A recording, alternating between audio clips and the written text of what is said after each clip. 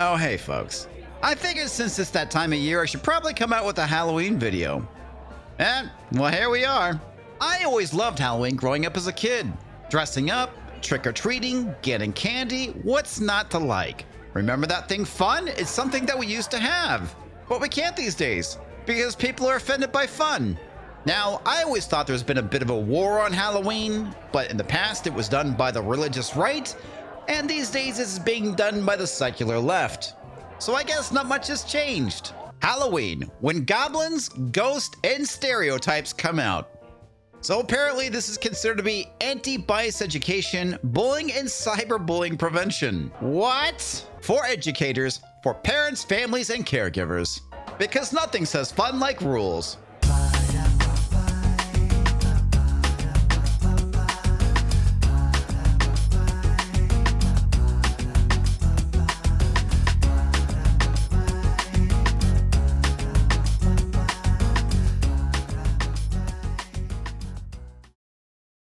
Well, folks, here we are yet again, yet another Halloween and another group of idiots trying to go and moralize what kind of costume you can and cannot wear. But this time, it's coming from the Anti-Defamation League. Are they still even a thing? I guess they are. Who's being defamated these days? Seriously. Oh, now I remember. Everybody to the right of Stalin. Halloween should be festive and exciting. You don't say. Unfortunately, it's idiots like these that make it less fun because they have to tack on a bunch of rules because, you know, everyone's perpetually offended these days. And you can't have fun if you're constantly stepping on eggshells. When approached thoughtfully, the holiday can bring not just candy and costumes, but creativity, learning, and community building. And here comes the but. But to ensure that Halloween and other holidays are positive experiences for all, they need to be inclusive and respectful. No, they simply just need to be fun. You can't make everybody happy, folks. Some people are just not gonna like it, they're not gonna have fun, and you know what? Who cares? That's on them. The following tips and guidelines can help teachers address potential issues like cultural appropriation, cultural stereotypes, and costumes that marginalize those who don't conform to traditional gender norms. What does gender norms have to do with costumes and Halloween and having fun? Absolutely nothing. Oh, but God forbid that a little girl wants to dress up like a princess on Halloween. Oh my God, that is such a harmful gender stereotype. These people are idiots. And it's this kind of non-thinking that has led to things like California having non-gendered toy aisles.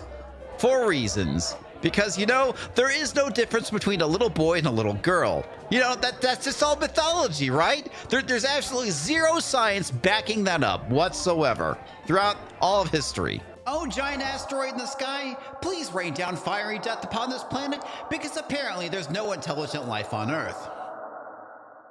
Discuss stereotypes with costume choices. Do we have to?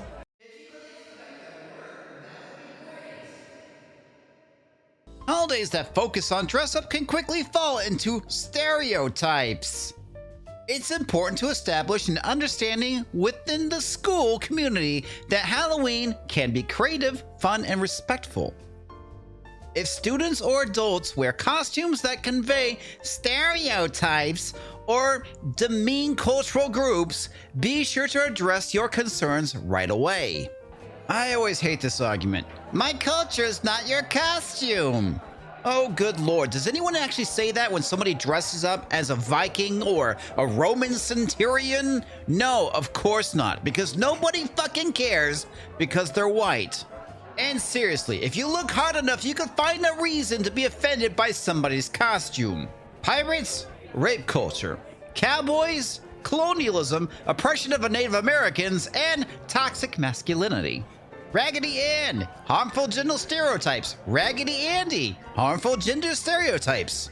The Scarecrow for Wizard of Oz. I would say that would offend your typical SJW, because that Scarecrow is not the only thing that doesn't have a brain. Before Halloween, be proactive by addressing these issues in advance and use it as an educational opportunity to discuss stereotypes, bias, and cultural appropriation.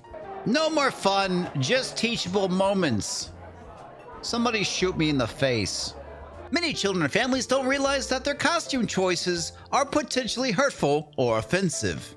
When I was a kid and I was seriously butthurt over something, you know what people would tell me, specifically teachers? Get over it. Nobody gives a shit about your feelings. I blame the everybody gets a trophy generation. Everybody gets a prize. That and more people need to be told to shut the fuck up. Also, I blame you Gen Xers too, because you helped enable this shit. For example, a child who may be interested in Native American stories and history wants to dress up as a Native American person.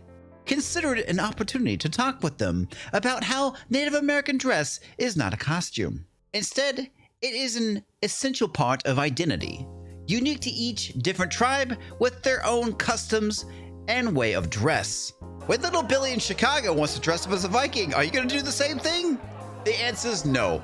Because no one gives a shit about the difference between a Danish, a pastry, and a Swede, and maybe even a donut. Help children understand that Halloween costumes are only fun or funny when they don't hurt or make fun of other people or spread stereotypes. Other example of teachable moments, classroom discussions can include why blackface is offensive and its history of racism. But if you just so happen to be, I don't know, Justin Trudeau, the governor of Virginia, maybe even Joy Behar, then it's perfectly okay because, after all, they're all on the right side of history. Why costumes based on stereotypical representation of ethnic groups, e.g., dressing like an Italian or Mexican, generalizes groups of people, which is determined to fostering a safe and inclusive learning environment. Why dressing like a person who is poor, e.g., hobos, bums, or rednecks?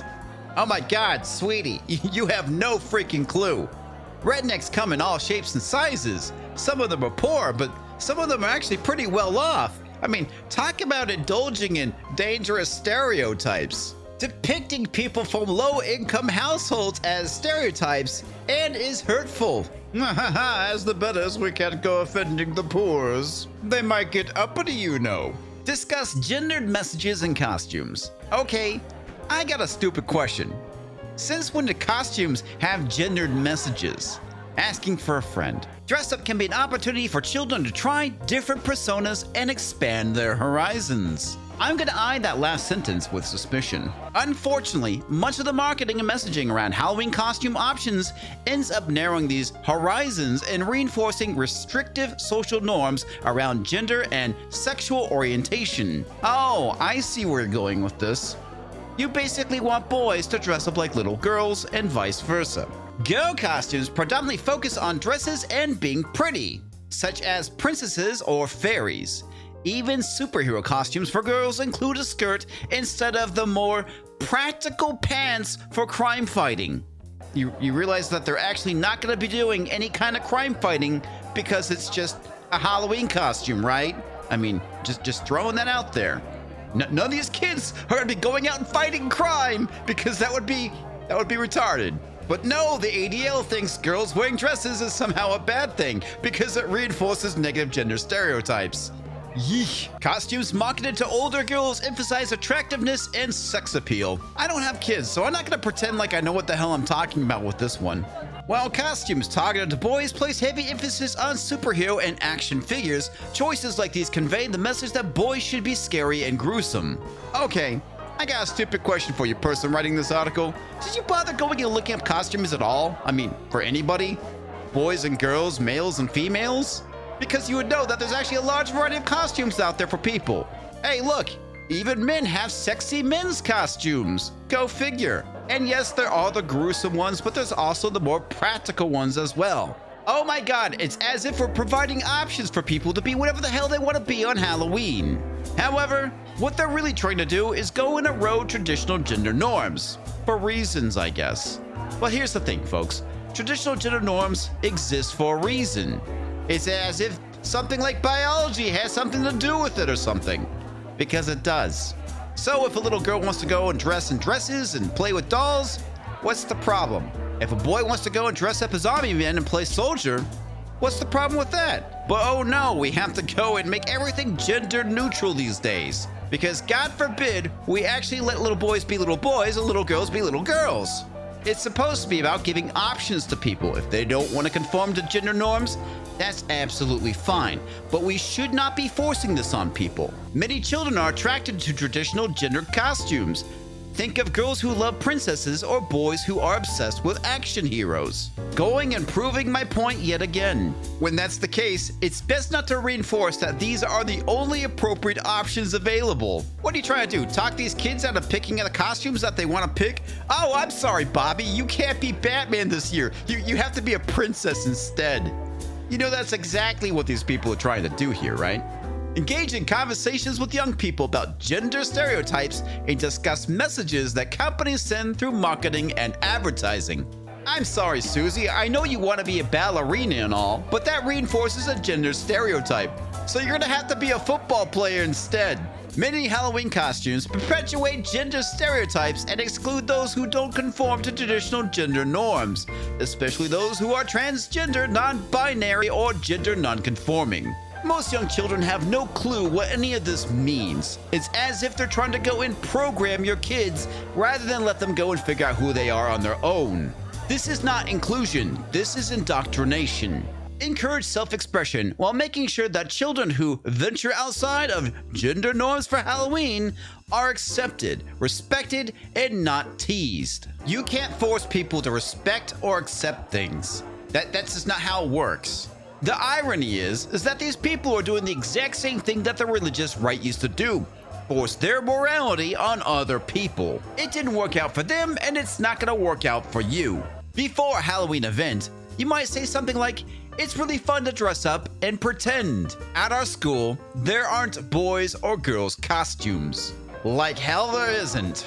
I'm not saying we should make accommodations for people who are trans and non-binary, but it seems like these people are obsessed with throwing out the concept of sex and gender out the window, and that's absurd. They're less than 1% of the population, folks. Why are we doing this? We don't need to go and change the rules for a fraction of a percentage point. It's as if there's some kind of agenda at work here. Take the opportunity to respect different beliefs. Not all students in your class may celebrate Halloween because of their religious or personal beliefs. That's fine, it just means that they don't need to participate. But don't go and ruin everybody else's fun as a result of that, because that's basically what they're doing. Provide students the opportunity to choose not to participate in ways that don't feel like they are being marginalized. Good luck with that. Kids are cruel. They can smell weakness. You may also choose not to engage in Halloween festivities at school and focus on fall events and decorations instead. Why? That is so lame. I mean, come on. Halloween is about dressing up and getting candy. What's not to like? Oh, that's right. It originates from Europe and therefore it's a white person's holiday. That's why it's not inclusive. Because it's from Europe. Include all young people. Be aware of the socio-economic implications of celebrating holidays. That's right, folks. We can't go around offending the poors because, they never celebrated holidays ever in the history of this planet. Poor people end up getting creative. Rather than going and buying a costume, they go and make them instead. So they're not being excluded. And I am speaking from experience. Be mindful that not all children have the financial resources to bring elaborate decorations, buy gifts, or wear store-bought costumes. Consider how you can structure holidays so that all students can participate in the classroom without the need to spend money. You know what, folks? Screw the ADL. Go out, get a costume, and have some fun. Maybe hand out some candy to children, and if you got kids, well, go and take them trick-or-treating and have a fun and safe, happy Halloween. And screw these guys. They're a bunch of assholes, trying to ruin everyone's fun. Happy Halloween, folks. Oh, for crying out loud, what the hell do you want? I'm showing off my new costume. Isn't it cute? No. What the hell are you supposed to be anyway?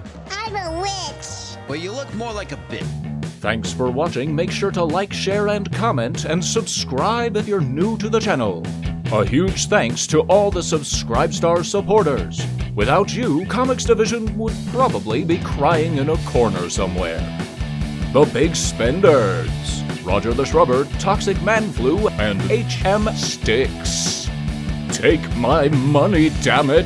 LDH27513, Dexidoodle, J.A.F.O, subscriber number 22F2C6C3, and that 70s rock fan.